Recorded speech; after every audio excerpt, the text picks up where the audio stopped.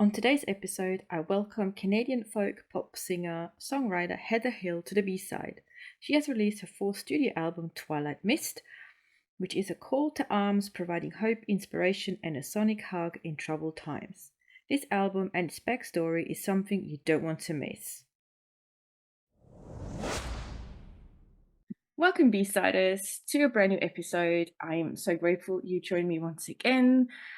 I'm excited. It's guest interview time, and Heather Mill is my guest today. And honestly, you're gonna love this. It's gonna be a beautiful, beautiful conversation. I might have to give a little bit of a heads up though. If you're sort of someone that just lost someone or you're struggling with missing someone, just be a little bit careful because we're going to talk about obviously a relationship with someone important, and that goes into a little bit of loss. So if you're a little bit upset about something, just a little bit of a warning. Although it's a beautiful story, so if you want to shed some tears, it's going to be beautiful, happy tears, I reckon. And I can't wait to really dive in now and say hello, Heather. Thank you so much for being here. Oh, thank you so much for having me. I'm very I'm excited. excited. Yes, I'm glad you are, because I'm very excited. It's it's going to be amazing. I can feel it. So, Heather, you are obviously singing and writing your own songs, and you've just had an album come out, Twilight Mist. And I would love to talk about how that album came together, which obviously leads into a bit of the backstory, and anything that comes with it. So I kind of leave it up to you where you want to start, and then we'll just take it from there. But obviously your album is the focus, and that leads to, we can branch off from there. So please tell us a little bit about your album first off, and how it came together, what your hopes are, and for us, and we'll go from there.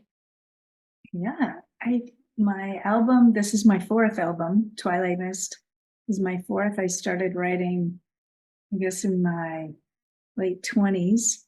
And it's just been an exploration of different genres along the way. And this fourth album is more of a mixture of all of my loves as far as music goes.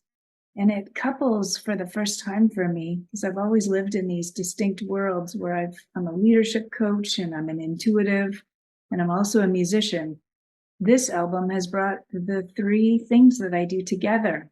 People have always said to me, oh no, don't mix them up. That's just weird, or the topics won't make sense. And this time I threw all of that advice away. And the backdrop of writing this was some really hard things in life at this phase of life, being part of that sandwich generation where you've got aging parents and you're raising children, and it's complex in the children's lives as well as your parents' lives, and they're needing more. Everyone needs care, and you're just in the middle there trying to work and create, and it's full. I call it full fire hose living. So I noticed there's a time of day that I write, and I kind of sneak a moment, and that's at twilight. A full day has happened, kind of tired, really don't want to make dinner. And then my piano beckons me in the corner, and I'm like, oh yeah, just sneak over there for a minute and just see. And whenever I sit down, I'm just so moved by the changeover from daylight to nighttime. And so this album was really an exploration of that super creative time, which I wish I could have more, but because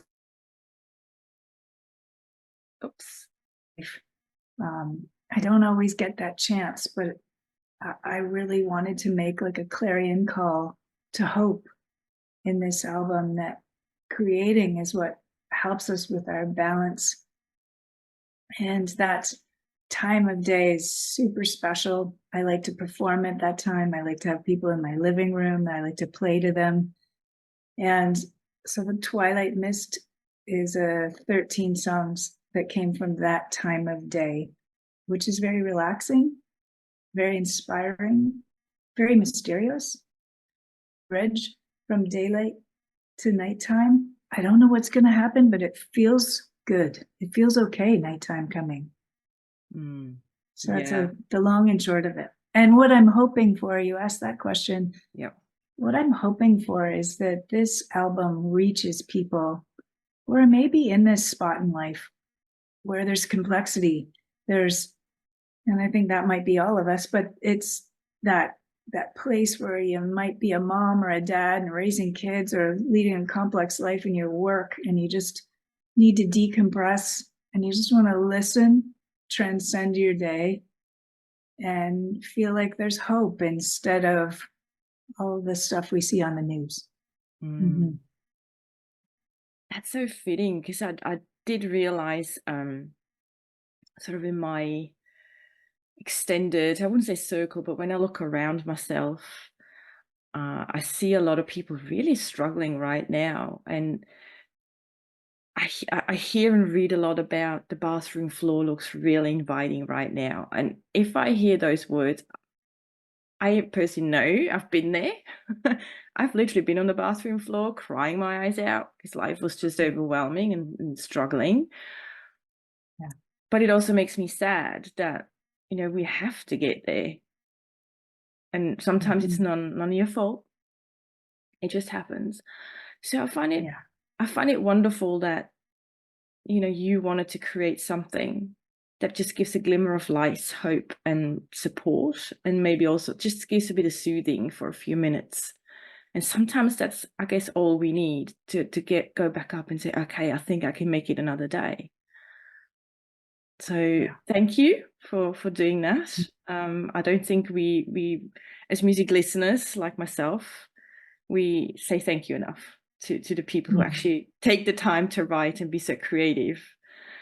Because sometimes it can literally help someone to get back up and walk. And from what I'm hearing, this is kind of the intention, just to help people not feel alone in their struggle and give them hope to keep Yes. going. Yeah. And from what I'm hearing as well is that this is something you have been going through and maybe still going through a little bit now and then. Yeah. I know when we had our pre-interview chat, we were talking about your mum, and I think that's a Mm-hmm. huge part of your musical journey. So I would love to dive into that part. If you Yeah, want to share a sure. little bit more about your mum and how she has impacted you and whatever you want to share that has. Yeah, and sensitivity to your listeners as well. I mean, I Mm. think sometimes musicians write songs to heal themselves. And Mm. this album was for me. I mean, I needed the hope. I needed those those sounds, those frequencies to wash over me. I needed those because when you're grieving and you've experienced loss and confusion and overwhelm, the pace is really slow. And you really can't do too much. So at the same time as grieving, I've always had a sense of hope. Now, why I say grieving is a year ago, my mom started her, I guess, final phase of her life, and she was very ill, and it happened really quickly, and she passed away last year around this time. And she was my muse, and she was the greatest musical influence I could ever have. So she used to, as a little girl, she was raised on a farm, and it was spoken word and push back the furniture and dance, and whoever's got a song or a poem, get out there. And there's no TV, there's no phones. She was in her mid 80s. So pre-technology, the art Oops. had You just broke up a little bit, so I the, don't know if you want to oh, repeat what you just said. Sorry. yeah, I was just saying that the arts and music is what you had to, you know, to bring. So I'm thinking that her way of being is how I was raised. Every day she would play me to sleep. Her mom passed when I was a little girl, and she played to grieve her way through that. It's just her impact on me with her music was enormous, and she played by ear, and she wanted me to be trained classically. So she spent, we used to have it in our province, in our country, a baby bonus where you might from the government get a few dollars to put towards your child's education or something, a talent on the side. So she'd take this little baby bonus and she could make that, spread that money and off to my music lessons. And so I could see she was really sacrificed for my music. And she started playing this theme song over and over and over late in her life. And she said it was her love song. And it was like her theme of her life. And it really struck me how beautiful it was. It was like a movie soundtrack. So after she passed, I found a copy of this song. She'd recorded it with someone local, and it was quite wonderful. And I found myself healing by playing that song. And then I had the insight, what if I produced that song and so everyone could heal? Because she had quite an impact. She played in church and at funerals and played for people that were about to pass away because of a terminal illness. Like, she had quite a gift of healing in her playing. So I thought, oh, what if I could share her? Because it's been healing me. I'm gonna share it with them. So it's exactly what's happened. And the 13th song on Twilight Mist is her song. And it feels like it's this incredible hug and tribute to her and to her role in our lives. Still, my dad is still alive and he listens to her and just, yeah, he grieves and he sits in joy. It's complex grief. It's all the things, it's, I feel sad and lonely without her, but I'm profoundly moved by this gorgeous song.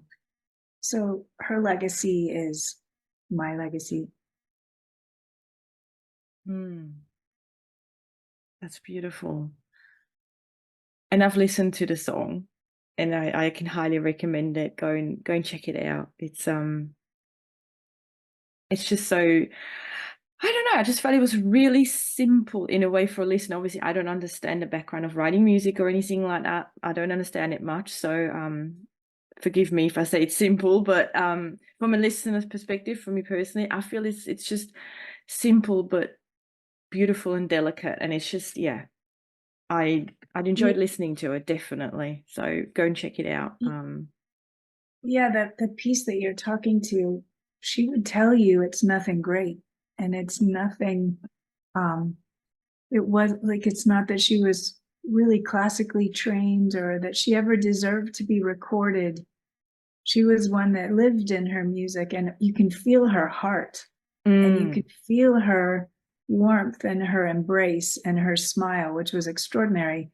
All of this comes out in that song.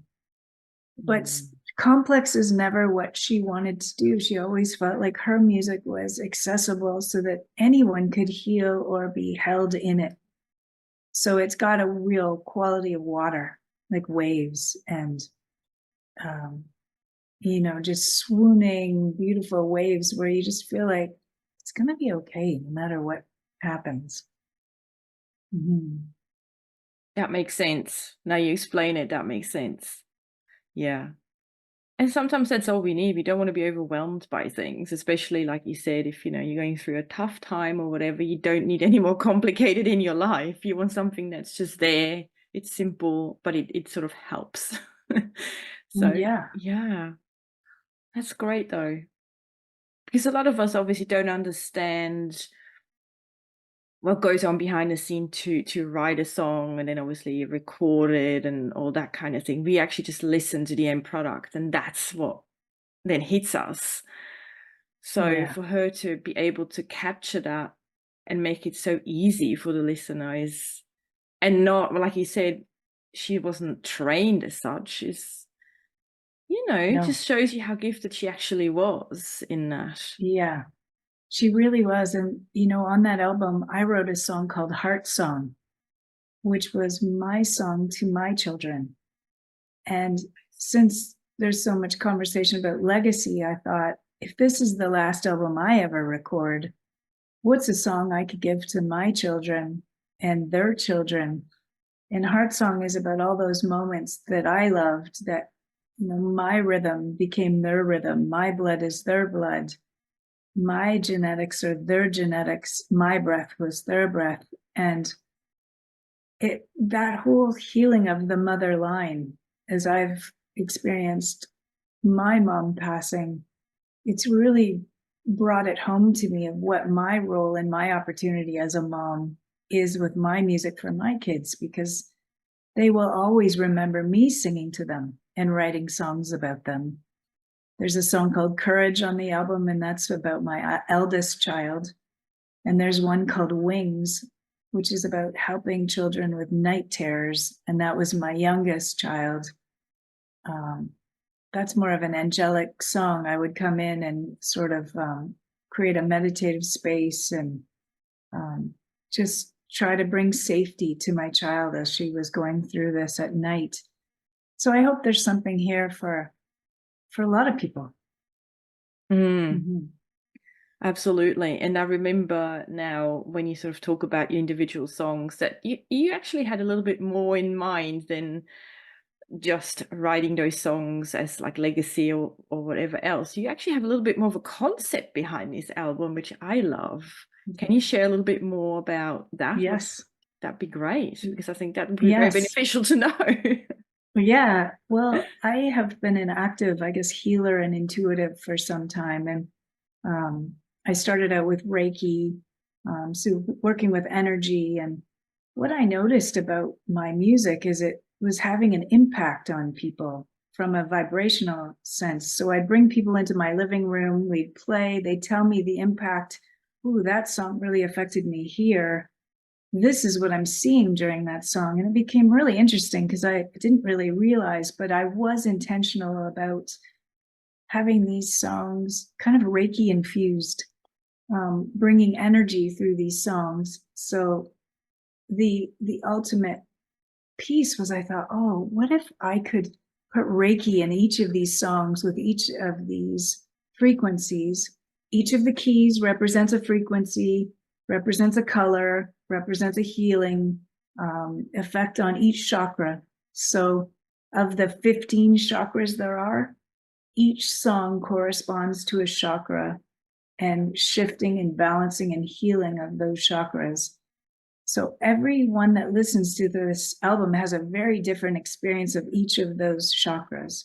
Sometimes a visceral reaction, not liking it at all, and noticing there's something going on and some memories that are coming up and some emotions and some triggers. And so it's been quite interesting. This is the first time I mentioned that I have combined my ability to do energetic and vibrational healing with my music in a conscious way, intending that it be filled with ease and grace for the listener, that it just meet them where they're at and just they come with a sonic hug.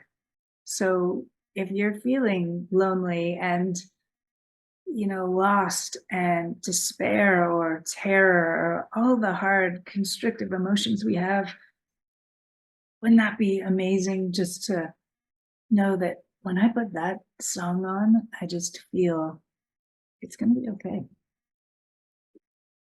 Yeah. Ah, I just love that. Because that's what I talk about so much through to living on the B-side. It's that music can really touch us in so many different ways and levels, and it can help us identify what's going on. It can help us through things. It can help us heal. And what still surprises me to this day, and I'd love to obviously hear your opinion on that, I feel we still kind of take music for granted and its ability to help us so much, especially from an emotional perspective. But, there's obviously more than that. So that's what I'm kind of trying really to push through and say, well, if to anyone that's listening to a song on repeat, why are you listening to that song? Maybe be more intentional about why you're listening to it. What's it doing to your body, to your soul, to your mind, whatever. Because maybe there's a hidden message in there that you need to listen to. Because that's kind of my life. I get kind of these Yeah. little nudges and messages from music, and I just feel like it's kind of a free thing. Yeah, sure enough, pay an album, but then you can listen to it over and over. It's not something like you have to pay every time you listen, you have to pay. Do you know what I mean? It's like this free resource in a way, and we don't appreciate it enough. Is that something that you see more and more? Because you've obviously been so immersed by music and its abilities, and then being a healer as well. Is Yeah, that I don't think we fully explored vibrational healing. Like we're seeing lots of sound healing. You see bowls and chimes and there's beautiful sound baths. And that's the same notion as what I'm talking about. This I'm just using a classical, I have a grand piano with a live cello, live acoustic vibrations on this album, which I'm not as an electronic a girl. I'm very much an acoustic girl. The singing, I don't like to manipulate the singing. I like for you to hear the edge in my voice. I like to I like to express the emotion. I want you to feel that emotion. I want to connect with you. You connect with me through that recording. It's I don't think we've completely got the words for that yet, how powerful sound is. I mean, we see ultrasounds and we see that you know, the technology is starting to come where we're using sound to shift. Heart Math Institute, where, we speak not nicely to plants and they die. Um, we speak not nicely to yogurt, it doesn't survive. Like living things respond to sound. And whether it's in a positive or negative or it living thing responds to emotion. And so I think we're starting to learn and see the impact of what sounds we can make. And I'm not just saying positive sounds. It's really important to explore all sounds, just like it is to know emotions are our navigators, sounds are our navigators. So I kind of do my little personal polls with people and I like to see, do you have a playlist of your life? Like, do you have a playlist of songs that when you really feel great, you're going to put that song on, or when you're getting ready for a party, you're going to put that on, or you're having a dinner party and you love to cook to that one, or have coffee, or enjoy your sunrise in Melbourne and with your. Are there any artists that really make you feel, oh, that I just want to be with that artist during this sunset? Um, like that's how I think about life. It's so a part of my tapestry. Sound is as important as taste to me, as is important to it's just a heightened sense maybe for me, but it just rounds out my world in such a way that I couldn't live without it. And yes, there are people like you and people like me and many others that maybe don't have the words for it, but there's a knowing that music just helps us transcend. mm, And it really brings joy and it makes us dance. And then maybe we want a really big sad song because we want to move something. We want to cry. Maybe want to shift that so that we can move somewhere else. So it's a great music's a great teacher and a great companion. mm. Yes, yes, absolutely. Oh, and Yeah. I love when you said that we probably haven't quite yet figured out how to put it into words, and that's probably where I struggle a lot with. I can Mm. feel and sense the importance and the potential, but conveying that to someone that hasn't yet even grasped it yet, how that's kind of you want to, but it's just not there yet. So one tiny step at a time, I guess, and we'll get there. I think so. Like Mm, we seem to know from a subconscious that we just love music. We love having it on. We love going to concerts. We know how that feels to go to our favorite artist. Um, and now we're shifting into maybe it's got real medical healing impacts. They say sound is shattering um, disease and sound is being used in Alzheimer's and sound is coming into hospitals and sound healing in schools. It's shifting. It shifts us from a maybe a darker place to maybe a little lighter place, or wherever it is we want to go. Mm-hmm. Yes. Yeah. I had a lady on in a previous episode, and she wanted to become an astronaut. Didn't quite make it, but that was an interesting conversation around space and sound. And I just sort of thought about, at the end of the day, we're all just, not just, but we're all vibration with sound. And that's where we come from. And I guess that's where we're going back to in some shape or form. We don't know what the end looks like. But wouldn't it be nice if we could imagine once we're no longer here that we're just part of the universe somewhere, a little bit of stardust that came and now it's gone again, but we're still leaving a wave behind. I find that, soothing and kind of mind-blowing at the same time, I'm with you that we're a little piece of stardust. There's a song on my album called Falling Stars, and it's a little bit of a Celtic song. And it's just imagining if the stars came down to help us, all this light came to our earth to actually help us, would we actually open our hands to receive them, or would we close our fists and feel like we can't possibly deserve that? Or maybe it's not help, maybe they're here to hurt us.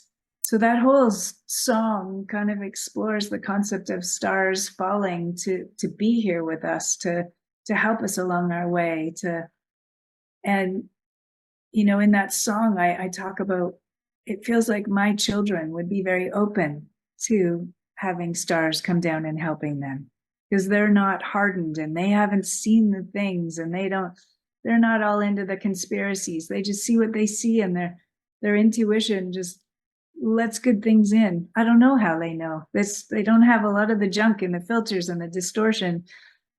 But what you just said made me think of that song. It's just, if we are stardust and stars are coming here to help, will we invite them in, or will we push them away? Will we be able to receive, or will we be cynical? That's the question. That's the question. That's the question.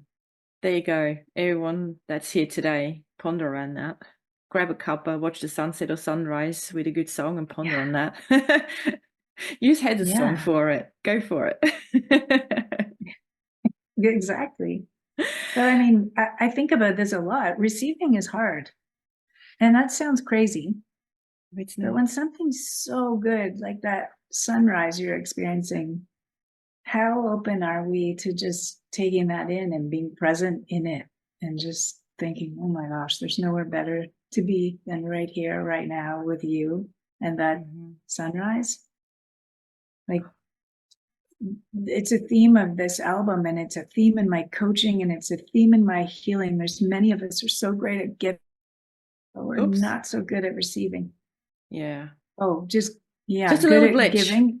Yes. Yep, little glitch. We're far from each other, Canada and Australia. We are. Wow. But it's okay. It's okay. That's the beauty of technology, I think. That's the positive side of technology, that we can connect with almost anyone we want to, almost anywhere in the world, and share our own stories and messages in a way that we weren't able to, like with your mother. She couldn't share her stories and her experiences as wide as we can now, but she still did. And look, in a way, her legacy lives on through you now. Absolutely. So there you go. But yeah, going back to giving and receiving, I know this is super hard for so many. And I know that's personally, I put my hand up, I struggle a lot with that. But it's something, we probably all could work on. It's not impossible. So. Oh, yeah.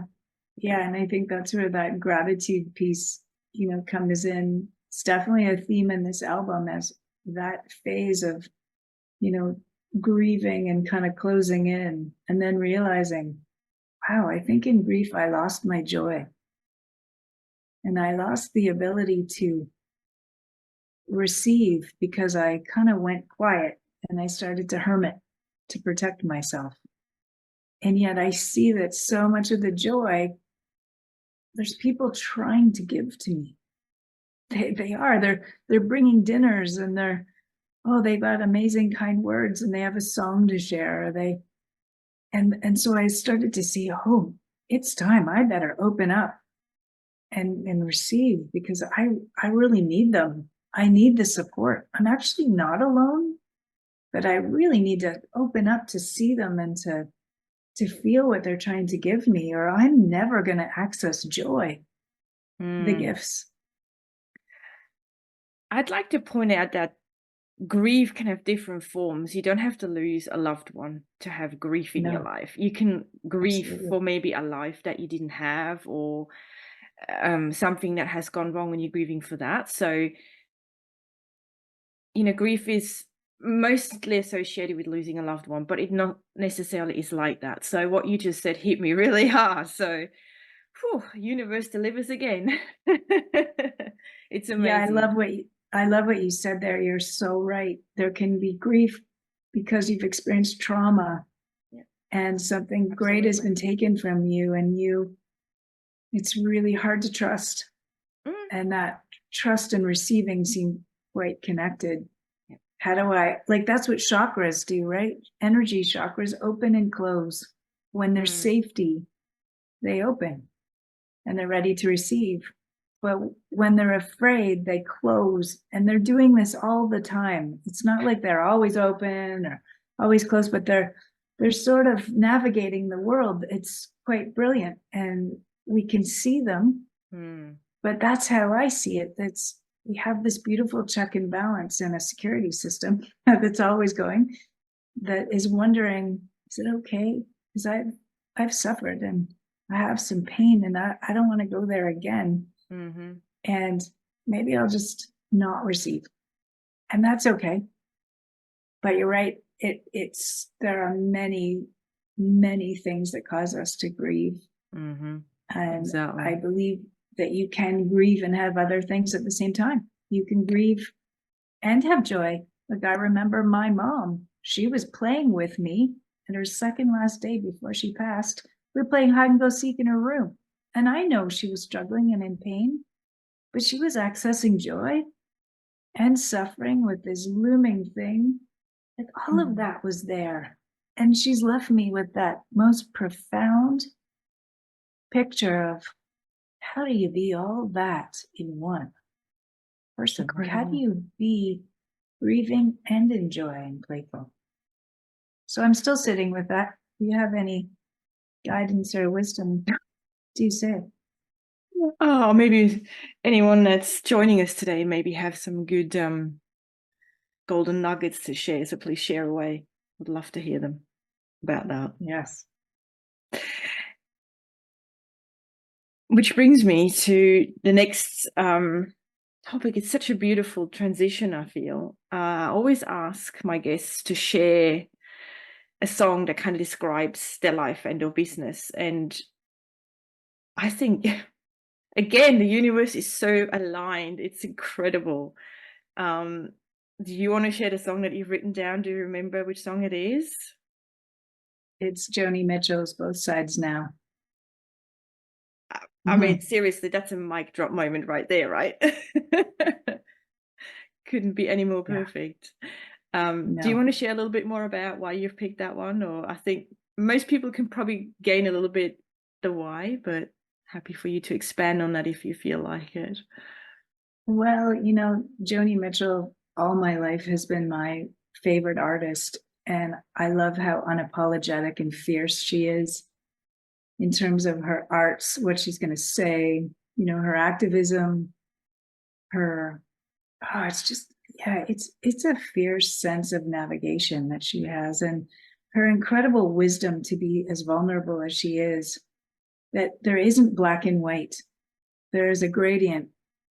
Where are we on that gradient from complete dark to complete light?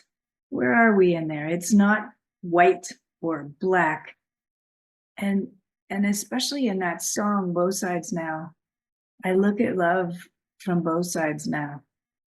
And that's been my experience. I've always thought it's one way. And then you get there and you realize, it's nuanced. It's definitely a little mix of wonder and awfulness all in the same pot. And then as I get older and older, and I've got my kids and all these complexities, I know less and less all the time. Less. It's not a knowing. There's wisdom, but what it is I know of how things work, I couldn't ever just sit here and say, oh, yeah, I know. And I think that's what that song is about. I've looked at it from all directions and I still don't know. There's clouds, there's illusions. I really don't know life at all. I don't really know love at all. But I think as far as that song, the beauty in that vulnerability as a writer, I find that exquisite about her. She doesn't need to know. She can live on that Twilight Mist bridge. She can live in the mist, the uncertainty. But life is still great. And it's okay to be uncertain and not know and see the illusion and see the light and see the whole messy mix. So that's Joni for me. And look, she's still singing. And for me, she's the ultimate inspiration to be her age, rocking her outfits like she does. She just shows up as such a fun artist. And she's inspired so many musicians and painters and poets. And so, yeah, that was my pick just because she's a favorite. Yeah. And I do feel it fits really, really well to what we've talked about today as well. This, I think we come into this earth and we don't really know. We probably leave and we don't really know. And will we ever know? Again, we will not know. We can just live our life as best as we can and, not. Yeah. Sometimes I think we overanalyze too much. We live too much in our brains and not enough in our hearts. And that's causing so much trouble. Yeah. So beautiful. Yeah, that need to find meaning and to understand everything that's happening. Seems to be a placement of the rational mind. But then when you sort of activate your heart, you're like, I don't really need to know. I know how this feels right now, though. And I'm going to remember this feeling. I don't know what's really going on here. And that's kind of how I feel about music. It always lands in my body and my heart. And I feel something. Therefore, I remember it. And sometimes I even body mark it. And it's in there forever if I've body marked it. Like there's a couple symphonies. Like I love Smetana's the Moldo. There's a Prague composer, symphonic composer. And I got to go to Prague and experience the river running through Prague. And I could hear the symphony going, it sounded exactly like water. And for whatever reason, that symphony is in my cells. And wow. I have experiences like this with music where I know this music. I have experienced this. And then I look at the picture that the artist was looking at and I'm like, it's exactly as it should sound. Yeah. Connection with music. I still say people should really open themselves up a bit more to it. There's so much more magic that can come out of it. There is. Yeah. Yeah. I feel this is a good time to just let people ponder on everything we've said now. Just leave our energy here and let them go out in the world and see what comes up for them. I want to say a big thank you, Heather. I loved our conversation. I think whilst there were a few sensitive things in there, I think sometimes we need to talk about them because it's part of life. Like you said, there's two sides and, you can't always just talk about the nice, positive, rosy kind of stuff because life's not like that, as we all know, I'm sure. And I love the album. So anyone, please go and check it out. You will love it. It's a beautiful album that can help you with whatever you're going through. So all the details will be in the episode description, so go and check it out and give Heather your support.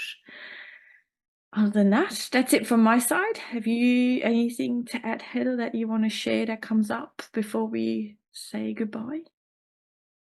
Oh, I just really want to thank you for a deep and beautiful conversation and just your commitment to just navigating the beauty and importance of music for people. And, as we talked earlier, sometimes the B side is the A side. Yes. And, I think what's under the surface isn't always flash and, sparkly, but it's the real, authentic, beautiful connection. And yeah, I really appreciate what you're doing in the world and in putting this podcast out and reaching people. And I know that you're a voice of, positivity and hope too, that clarion call of hope as well.